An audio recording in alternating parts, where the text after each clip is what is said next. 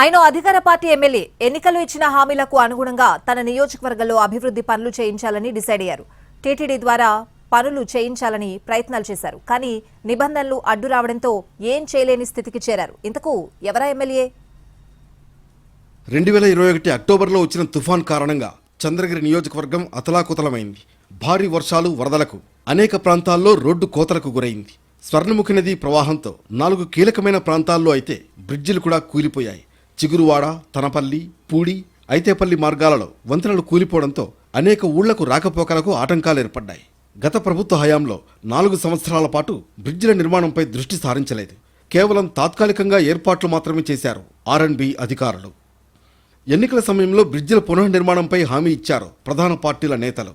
ఎన్నికల్లో టీడీపీ అభ్యర్థిగా పులివర్తి నాని రికార్డు మెజార్టీతో చంద్రగిరి నియోజకవర్గం నుంచి విజయం సాధించారు. తన నియోజకవర్గం ప్రజలకిచ్చిన హామీ మేరకు 4 ప్రాంతాల్లో వంతెన నిర్మాణంపై CMO ద్వారా 2024 ఆగస్టులో టీటీడీకి సిఫార్సు చేయించారు. చంద్రగిరి ఎమ్మెల్యే ప్రతిపాదనపై నిబంధనల మేర సానుకూలంగా స్పందించాలని టీటీడీని ఆదేశించారు CMO అధికారులు. దీంతో టీటీడీ ఇంజనీరింగ్ అధికారులు దీనికి సంబంధించి ప్రణాళికలు సిద్ధం చేశారు.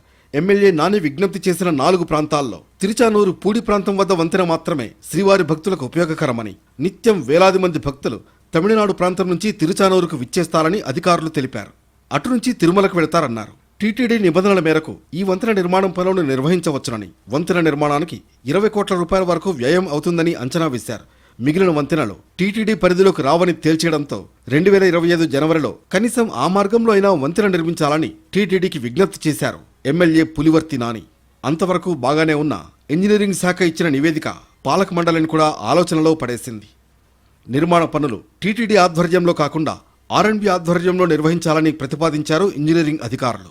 వాస్తవానికి టెండర్లు పిలిచి కాంట్రాక్టర్ ద్వారా పనులు పూర్తి చేయించవలసిన టీటీడీ విజిలెన్స్ ఎన్ఫోర్స్మెంట్ అధికారులు విచారణ కారణంగా పనులు స్వయంగా నిర్వహించడానికి ముందుకు రావడం లేదని తెలుస్తోంది.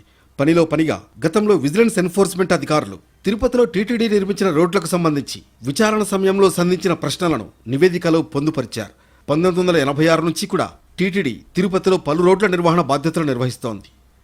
గత ప్రభుత్వ హయాంలో భక్తులకు అవసరం లేకపోయినా ప్రజాప్రతినిధులు, తుడా అధికారుల ప్రతిపాదనలతో తిరుపతిలో పలు ప్రాంతాల్లో రోడ్డు నిర్మాణం చేశారని విజిలెన్స్ ఎన్ఫోర్స్మెంట్ ఆక్షేపించింది. ఇదే అంశాన్ని ఇంజనీరింగ్ అధికారులు ప్రస్తావించారు.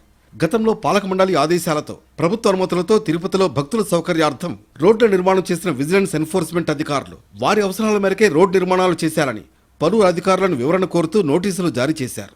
దీనిపై ఇంజనీరింగ్ అధికారులు వివరణలు ఇచ్చినా ఇప్పటి వరకు వారి వైపు నుంచి ఎలాంటి గైడ్లైన్స్ రాలేదు.